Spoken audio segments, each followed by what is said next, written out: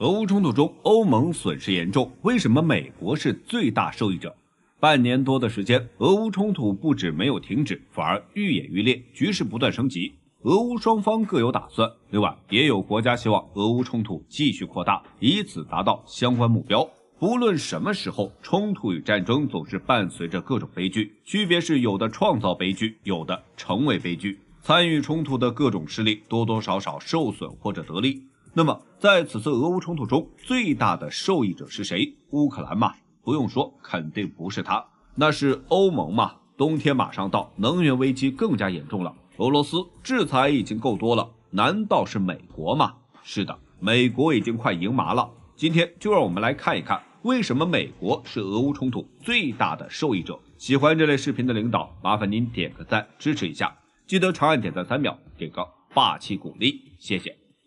俄乌冲突对欧盟产生了什么影响？欧洲，尤其是欧盟国家在冲突中的反应简直令人大吃一惊，尤其是瑞士和德国。瑞士作为永久中立国，冻结了俄罗斯的部分资产，真的是让人难以想象。不少中东国家因为资金安全问题已经开始转移瑞士资产。德国作为二战战败国，对冲突和战争问题一直讳莫如深，这次竟然力挺乌克兰，不仅送钱送装备，还在提高军费，打算重新建立国内武装，真是出乎意料。我们来看一下冲突对欧盟的影响。首先是能源带来的各项压力，欧盟的能源具有很强的对外依赖性，尤其是俄罗斯。俄罗斯的天然气进口量约占欧盟进口总量的 45%， 原油约占 60%。现在欧盟与俄罗斯的能源合作逐步终止，替代来源不好找，由此导致欧盟企业和民众的各项成本上升，大量资金逃离欧洲，欧元贬值，经济不断下行。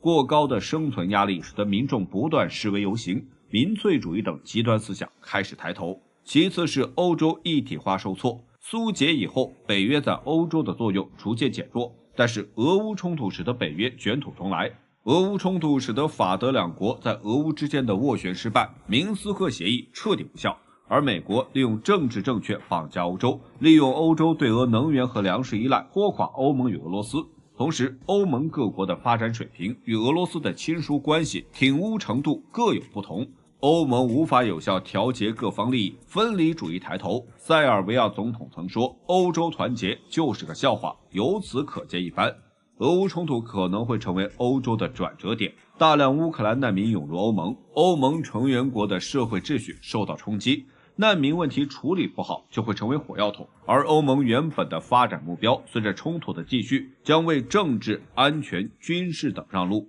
英国脱欧后在俄乌冲突中表现活跃，离岸平衡再次上演。英国意图使波罗的海沿岸国家抱团，提高波罗的海国家在欧盟内的发言权。法德在欧盟的影响力受到挑战，英国借此获得欧盟影响力，欧盟或者说是法德对俄罗斯的政策也将受到影响。德国前任总理默克尔主张俄罗斯是欧洲的邻居，只有俄罗斯参与进来，欧洲才能实现长久的和平。但是现在来看，法德也紧跟美国脚步，对俄制裁一点没落下，欧盟已经被政治正确绑架。俄乌冲突使得欧盟甚至欧洲成为美俄的博弈场所，不管俄乌冲突结局如何，欧盟受到削弱几乎是定局。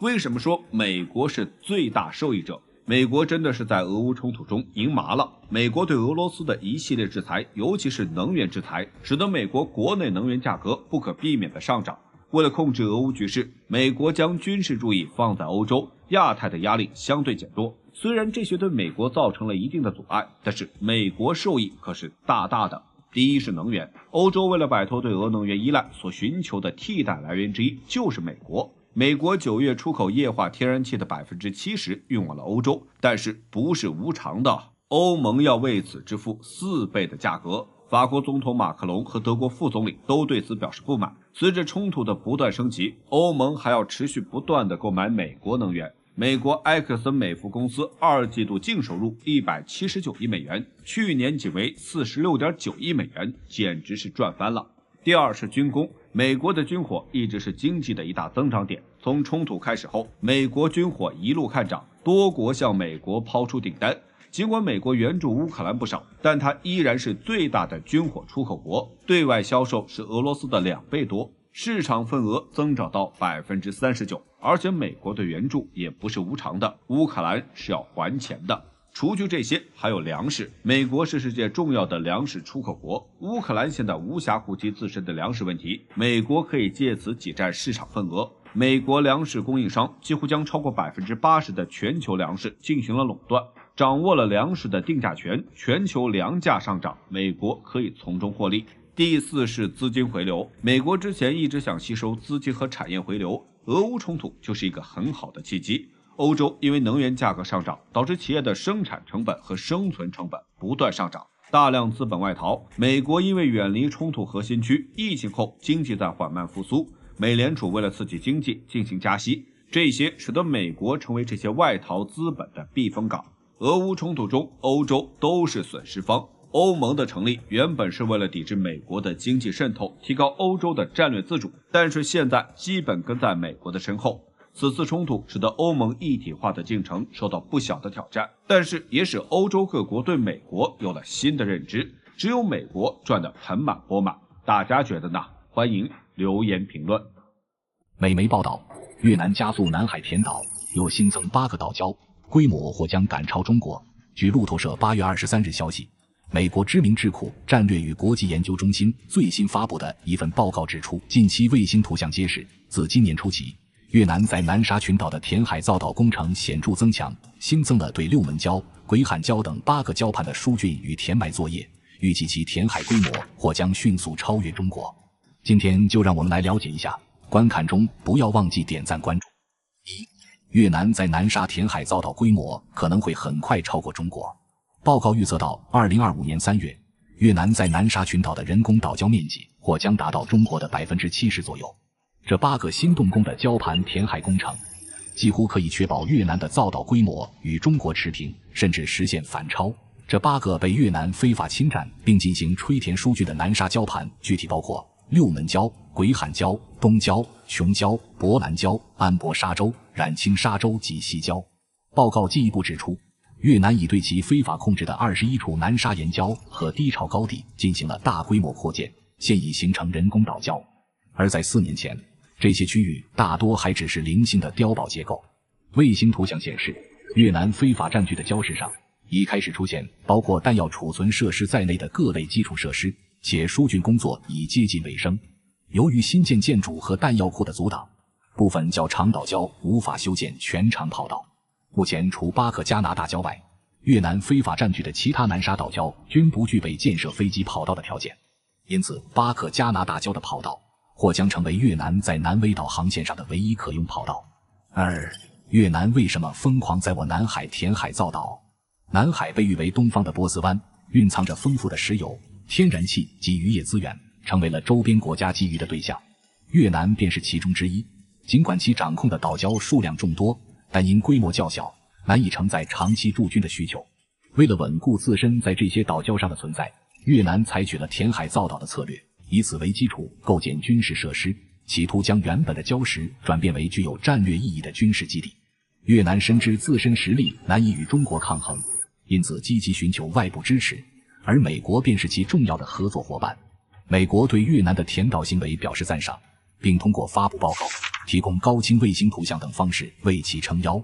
越南方面则借此壮胆，认为有了美国的支持，中国便不敢轻举妄动。越南的填岛行为并非出于和平目的，而是实实在在的军事化举措。他们在南沙的岛礁上建设了军用机场、深水码头、弹药库等各类防御工事，意图将这些岛礁打造成不沉的航母，以便在未来可能的冲突中作为军事跳板，威胁中国在南海的利益。值得注意的是，尽管越南在南海问题上与中国存在分歧，但双方在经济领域的合作却日益紧密。越南目前仍是中国在东盟地区的重要贸易伙伴，今年第一季度创下了512亿美元的贸易额，同比增长 17.46%， 经济合作不断深化。在此背景下，中越两国在应对美国关税挑战、加强贸易往来、基础设施建设以及新兴技术合作等方面达成了广泛共识。而越南在南海问题上的错误立场和尖锐态度，却成为了阻碍双方进一步扩大合作领域，尤其是在军事和地区安全问题上的合作的绊脚石。因此，越南需要在维护经济合作的同时，审慎处理南海问题，避免战略误判和成为他国遏制中国的工具。3. 面对越南在南沙的大规模填海，中国需要系统性反制。中国在南海岛礁的大规模建设行动集中于2014至2016年间，期间迅速完成了永暑、美济、鲁碧等关键岛礁的基础设施建设，总面积突破13平方公里，为后续的维护与巩固奠定了坚实基础。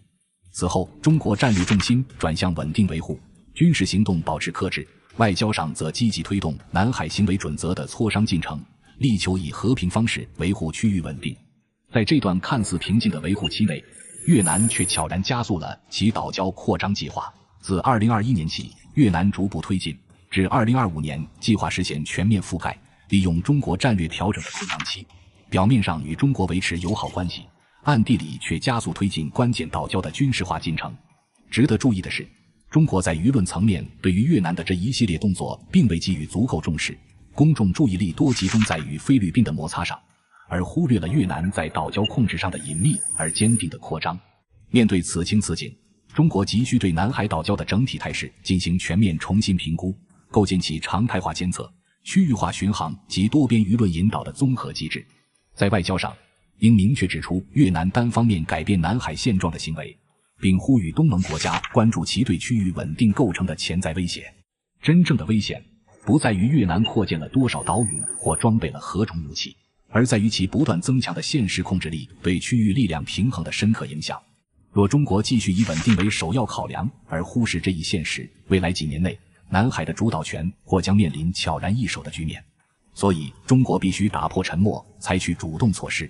无论是加强岛礁防御能力，还是推动国际社会形成共识，亦或是深化与东盟的区域安全合作，中国都应积极作为，重新夺回南海博弈的主动权。越南已亮明其意图，中国绝不能再坐视不管。也门首都多处地方被以色列精准轰炸后，在中东局势中掀起滔天巨浪的以色列再度祭出惊人之举，竟一次性派遣数十架战机跨越近2千公里距离，对也门首都萨那的总统府实施猛烈轰炸，导致大量民兵人员伤亡，现场惨状令人痛心。今天就让我们来了解一下，观看中不要忘记点赞关注。1. 以色列出动大批战机轰炸也门。8月25日破晓时分，俄罗斯塔斯社发布一则重磅消息，巴勒斯坦哈马斯运动高层透露，以色列空军对也门领土的最新一轮空袭，不仅尊严，更是对全体阿拉伯国家主权的粗暴挑衅。此报道一出，以色列空军对萨那的轰炸行动瞬间成为全球焦点。就在上周日，以色列空军毫无预兆地出动大批战机，对胡塞武装萨那能源设施展开了空袭。据可靠消息，此次空袭覆盖了约50个关键目标。以色列国防军随后发表声明，证实了对萨那地区胡塞包括总统府在内的多处重要建筑、2座发电站以及1座大型燃料库均遭受重创。面对以色列的猛烈攻势，胡塞武装迅速作出回应，公开宣布将发起报复性打击。8月24日，据塔斯社援引胡塞武装内部消息，该武装力量正紧锣密鼓筹备对以色列进行，以回应以色列战机对萨那的空袭。该消息人士强调，以色列的频繁袭击非但无法迫使胡塞武装放弃对加沙地带民众的支持，反而将激发其更强烈的反击意志，是要让以色列为其侵略沉重代价。2. 也门与以色列的冲突源头。追溯这场冲突的源头，需将时间拨回至2023年10月的巴以激战。当时哈马斯突然对发动猛烈攻势，对加沙地带实施了猛烈空袭，致使这本是巴以双方之间的纷争，却意外引来了也门胡塞武装的介入。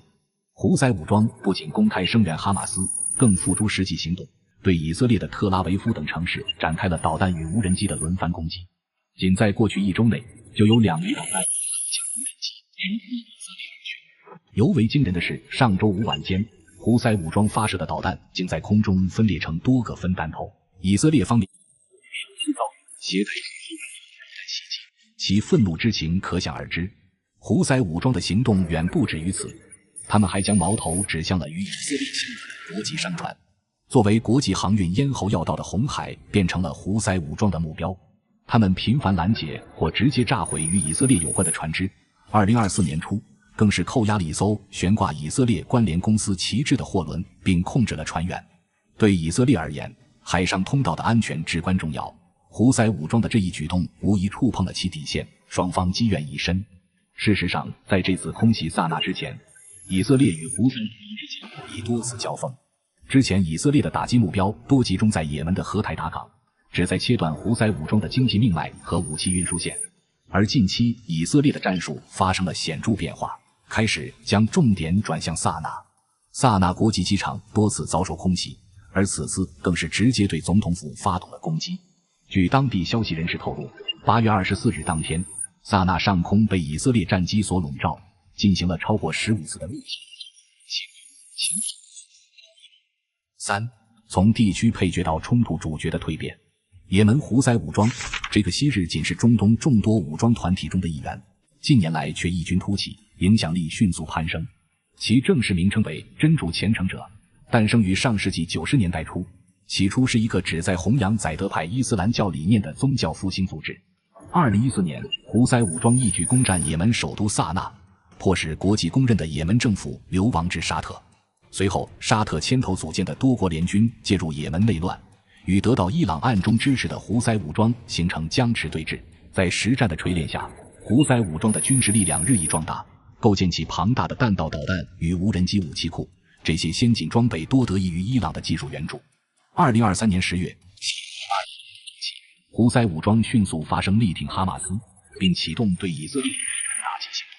胡塞武装发言人叶海亚·萨里阿坚定宣称，我们的行动将持续，直至以色列终止在加沙的侵略行径。此言彰显了该组织与以色列针锋相对的鲜明立场。值得注意的是，胡塞武装的导弹与无人机作战体系高度依赖稳定的燃料供应和精密的指挥控制系统，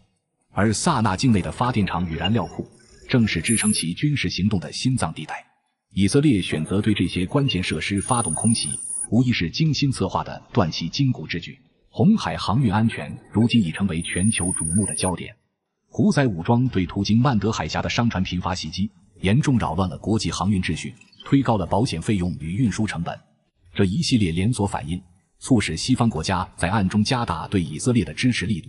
鼓励其对胡塞武装采取对应行动。中国超大特大城市纷纷开始扩建第二高铁，谁才是最大受益者？高铁一响，黄金万两。继沪杭第二高铁获批后，深圳亦紧锣密鼓推进广深第二高铁南延段规划。细观地图就会发现，京沪、成渝等一线都市均已步入双高铁并行的繁荣新纪元。今天就让我们来了解一下，观看中不要忘记点赞关注。1. 为什么要建第二高铁？10年前铺设的高铁骨架，如今正面临前所未有的运营压力。作为全球列车开行密度最高、客流量最饱和的线路之一，京沪高铁以4分钟一班的发车间隔，将高铁服务推向了准地铁化运营的新阶段，却仍难以满足汹涌的出行需求。历经10余年发展，我国已构建起8纵8横高铁主通道，京沪、广深、成渝、沪杭等核心干线早在2010年前便已贯通。但现实困境在于，中西部高铁主干线长期处于超负荷运转状态，而经济活跃、人口稠密的超大城市群间，高铁运力缺口持续扩大。特别是在春运、节假日等高峰期，干线高铁一票难求已成为常态，跨线列车的叠加运行更是运力紧张雪上加霜，速度升级成为破解困局的关键。当前全国时速350公里的高铁线路占比不足30%，而更高速度的探索已提上日程。即将投运的成渝中线高铁将首次实现400公里时速运营，标志着我国高铁正从200公里级向350公里级跨越，400公里时代指日可待。以广深走廊为例，现有12条铁路通道中，仅广深港高铁采用350公里时速标准，其余多为200公里及以下的动车或城际轨道。第二高铁建设不仅着眼于运力提升，更将催生区域经济新动能。以广深第二高铁南延线为例，其对粤港澳大湾区的战略价值尤为突出。当前广深港高铁日均开行列车已达160对，运能接近饱和。新线建成后，将与既有线路形成双通道格局，预计可分流30%以上的过境客流。更值得关注的是，该线路串联广州白云、深圳宝安、香港国际机场3大枢纽，形成年吞吐量超2亿人次的超级航空集群。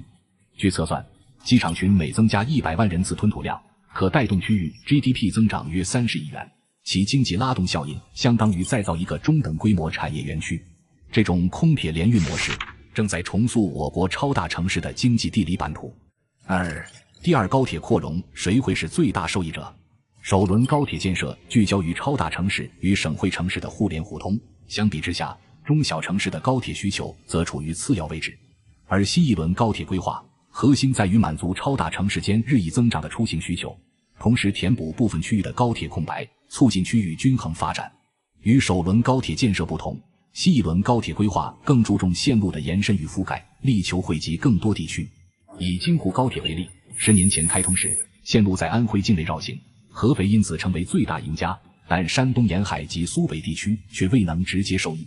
如今京沪第二高铁的规划中，线路不仅直连苏北，更在山东半岛巧妙绕行，使得德州、滨州、东营、潍坊、日照、临沂等山东东部城市迎来高铁时代。广深第二高铁的规划也颇具亮点，该线路将广州白云机场与深圳宝安机场紧密相连，并延伸至香港，为香港带来第二个高铁站点，进一步拉近了粤港澳大湾区的时空距离。线路起于深圳机场东站，途经东莞中心区、白云机场站，最终抵达广州北站，未来还可能向北与广清永州高铁接轨，向南拓展至香港。沪厦杭高铁作为沪杭间的第二条高铁通道，自上海东方枢纽出发，沿杭州湾北岸东西向延伸，途经上海、嘉兴至杭州。这条线路不仅强化了上海东方枢纽的地位，也提升了嘉兴的铁路枢纽功能，同时覆盖了平湖、临平等更多县域。成渝中线高铁的规划同样令人瞩目，该线路将成渝两地的通行时间缩短至50分钟，同时改善了川渝中部地区的交通状况。线路起自重庆北站，途经科学城、铜梁、大足等地，最终抵达成都站，为沿线中小城市带来了高铁发展的新机遇。由此可见，新一轮高铁建设不仅服务于超大城市，更将众多中小县市纳入高铁朋友圈，推动区域协调发展。未来高铁建设将进入精细化时代。中国的高铁网络已经相当成熟，其中8纵8横高铁网的建设进度已达 81.5%， 覆盖里程高达 4.8 万公里，占据了全球高铁总里程的70%以上。但这并不意味着所有地方的高铁基建都有进一步的扩展空间。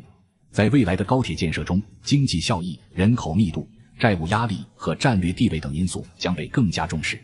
为了提升高铁线路的效益，2021年4部门联合发布新规定，对建设新的高铁线路提出了更严格的要求。新规指出，只有连接省会及特大城市，且近期双向客流密度达到2500万人次年以上的线路，方可采用350公里的时速标准。缺乏人口支撑和客流基础的高铁项目，很可能陷入巨大的债务困境。目前，全国范围内能够持续盈利的高铁线路寥寥无几，例如京沪、京津、沪杭、沪宁、宁杭和广深港等线路。到2035年，超级城市群将形成紧密的半小时交通圈，人才、技术和资金的流动将更加便捷。例如，香港居民将能通过广深第二高铁南延线迅速抵达广州中心区域，沪杭之间的通行时间将大幅缩短至仅15分钟，而成渝两地也将实现50分钟内通达。这些变化预计将极大地推动区域经济的发展，仅在粤港澳大湾区就有望创造超过50万个高端就业岗位。未来5至10年，中国的高铁建设将更加专注于经济效益与战略需求。超大城市间的第二高铁网络将成为拉动区域经济增长的重要动力。这些不仅是交通项目，更是促进区域协同进步的关键纽带。距菲律宾80公里，被强占数十年的蓬勃暗沙，中国借大风巧妙收回。众所周知，我国的国土面积达960万平方公里，排名世界第3。总是有一些国家觊觎我国的领土，例如越南和菲律宾就是典型的例子。20世纪70年代，蓬勃暗沙因一场台风被越南抢占，30多年后也同样因一场台风被夺回，这是怎么回事呢？今天就让我们来了解一下，观看中不要忘记点赞关注。蓬勃暗沙的地理位置。蓬勃暗沙位于我国南海南沙群岛内，距离菲律宾也仅85公里之遥，站在这个岛礁上，巴拉望山清晰可见。尽管名为暗沙，但并非完全被海水淹没，是一处礁盘十分完整的椭圆形环礁。环礁南北长 2.4 公里，东西宽约 1.5 公里，面积不大，仅有 2.9 平方公里。每当退潮时，部分礁石会露出海面，其中位于岛礁东北面的马祖岩尤为引人注目。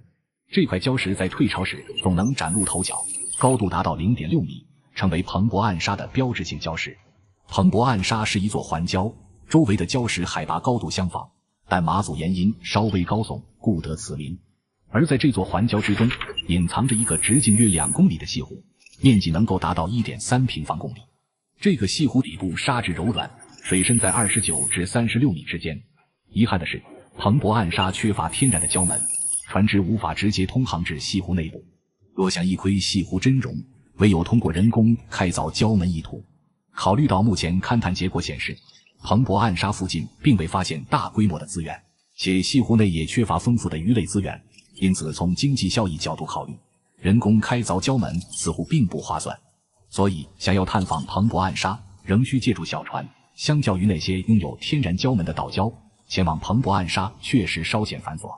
2. 我国是如何收回彭博暗沙的？20世纪70年代以前，南沙群岛的多个礁盘，包括彭博暗沙在内，曾一度处于台湾的控制之下。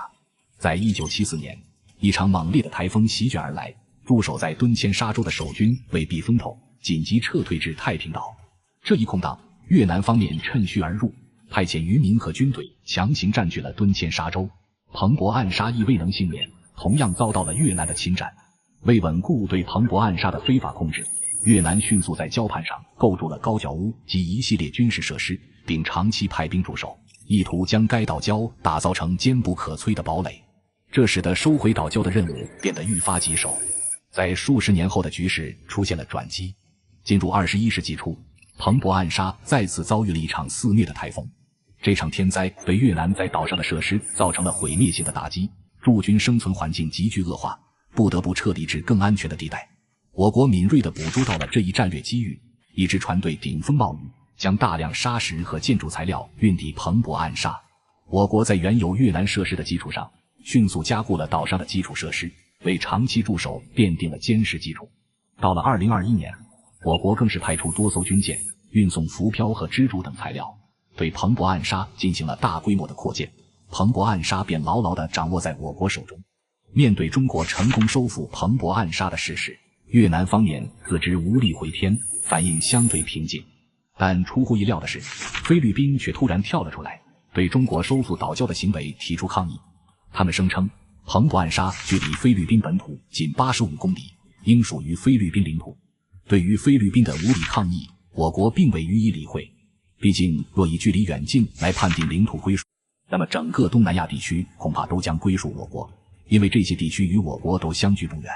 时至今日，彭博暗沙依然稳稳地掌控在我国手中，成为我国南海权益的重要支撑。3. 彭博暗沙的战略价值。从地图上看，彭博暗沙与菲律宾巴拉望岛仅1水之隔，站在岛礁顶端，巴拉望群山轮廓清晰可见。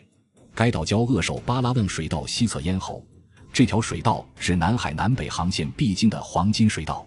向东南延伸190公里，便是连接苏禄海与南海的巴拉巴克海峡。该海峡位于加里曼丹岛与巴拉巴克岛之间，是南海航线与南华水道交汇的战略要冲，也是我国通往太平洋及澳大利亚等地的海上生命线。值得关注的是，这里同时处于美国第一岛链的关键节点。美方去年宣布将在巴拉巴克岛扩建军事设施，意图通过监控海峡船只动态，强化对南海周边海域的军事存在。彭博暗沙的地理位置尤为特殊，其礁盘结构完整，具备开发建设潜力。若实施吹填工程，可打造为南沙群岛重要的物资中转枢纽和战略支撑点。该岛礁周边交织着南华水道等多条重要航线，建成后辐射范围将直抵巴拉巴克海峡，形成对美菲军事部署的有效制衡。这次美国要动真格了，美国向加勒比海域增兵，要建制委内瑞拉。据路透社援引消息人士报道，当地时间8月20日，美国已下令一支2栖作战中队前往南加勒比海，以配合特朗普总统打击拉美贩毒集团的行动。消息称，舰艇将搭载约4500名美军士兵，最快或于24日抵达委内瑞拉近海。今天就让我们来了解一下，观看中不要忘记点赞关注。1. 美军出手加勒比海，马杜罗致谢中方。8月19日，白宫新闻发言人莱维特公开宣布，美国计划在加勒比海地区部署一支2栖作战部队，旨在打击拉美地区的贩毒网络。值得注意的是，美国此次部署的是一支完整的2栖作战编队，而非边境巡逻或缉毒特警。另外，拉美地区长期以来一直是美国战略布局中的重要缓冲区。特朗普政府以打击贩毒为幌子，在加勒比海地区加强军事部署，这无疑是对委内瑞拉总统马杜罗的直接挑衅，也是对整个拉丁美洲的示威。面对美军在近海地区突然加快的军事部署，马杜罗迅速发表声明，谴责美国的行为。他坚定表示，委内瑞拉将誓死捍卫我们的海洋、天空与陆地，不容任何侵犯，并痛斥来自北方的那个霸权国家已近乎疯狂，如同翻炒陈年旧事一般，再次对委内瑞拉的和平与稳定构成威胁。另外，他还特意用中文向中国表达了感激之情。他强调委内瑞拉与中国的紧密关系，同时也向美国发出警告，在当前中美贸易谈判的关键时刻，美国若对委内瑞拉采取强硬措施，可能会影响中方在其他议题上的立场与配合。2. 美国为什么要对委内瑞拉下手呢？首先，不容忽视的是，美国正深陷毒品泛滥的泥潭，这一直接问题亟待解决。当前毒品问题已严重侵蚀美国民众的健康根基，若美国再不采取有力措施，毒品管控体系或将面临全面崩溃的风险。为此，美国在加勒比海区域部署了军舰，其打击目标不仅限于委内瑞拉的贩毒势力，更将触角延伸至墨西哥的贩毒集团，显示出其打击跨国毒品犯罪的决心。从这个角度看，美国似乎有意对拉美地区的毒品网络进行一场深度清理。其次就是特朗普此举的背后还隐藏着更为深远的战略意图，杀一儆百。委内瑞拉作为反美阵营的一员，虽身处美国势力范围，却与中国保持着紧密的合作关系，这无疑触动了美国的敏感神经。正如中国古语所言，卧榻之侧岂容他人酣睡。特朗普试图通过此次行动向委内瑞拉传递明确信号，以重塑美国在拉美地区的权威形象。更深层次的，特朗普此举也是对美洲其他反美国家的间接警告，尤其是巴西。近年来，巴西不仅加强了与中国的经贸合作，抢占了美国的大豆市场份额，还在美国对其加征关税后采取了强硬反制措施。面对这一系列挑战，美国急需一场立威之战，以迫使巴西等国重新审视与美国的关系。而委内瑞拉因其相对脆弱的政治经济环境，不幸成为了美国展示肌肉、树立权威的试金石。3. 委内瑞拉的动作大过美国。面对美军突然加快在近海部署，委内瑞拉迅速采取了军事和外交双线反应，在全国范围内紧急动员超过400万民兵力量进入战备状态。面对4000名美军士兵与450万民兵的悬殊对比，从数量上看，委内瑞拉无疑占据优势。然而，美国的军事装备与技术水平显然远超委内瑞拉，这使得人数优势在某种程度上显得脆弱。但问题的关键在于，特朗普是否真的敢于采取军事行动？他不是一直标榜自己为和平使者，积极调停国际冲突吗？更何况，拉丁美洲一直被视为美国的后院。若美国对委内瑞拉采取行动，其他拉美国家是否会因此团结起来共同反抗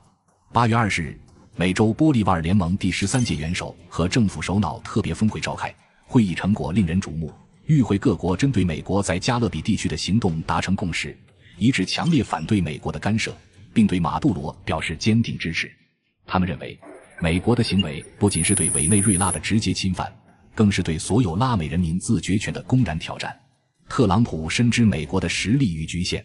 即便美国能承受战争带来的损失，但国内日益高涨的反战情绪对共和党即将到来的中期选举无疑是不利的。特朗普积极调停俄乌冲突，很大程度上也是为了平息反战情绪。因此，这场看似声势浩大的出兵行动，实则更像是一场政治表演。美国通过海上封锁、情报监控、经济制裁等手段，便足以重塑其在拉美地区的影响力。而马杜罗的强硬姿态，特朗普或许早已预料到，但他也笃定马杜罗不会主动挑起事端，双方就这样陷入了一场心理拉锯战，看谁能在这场较量中坚持到最后。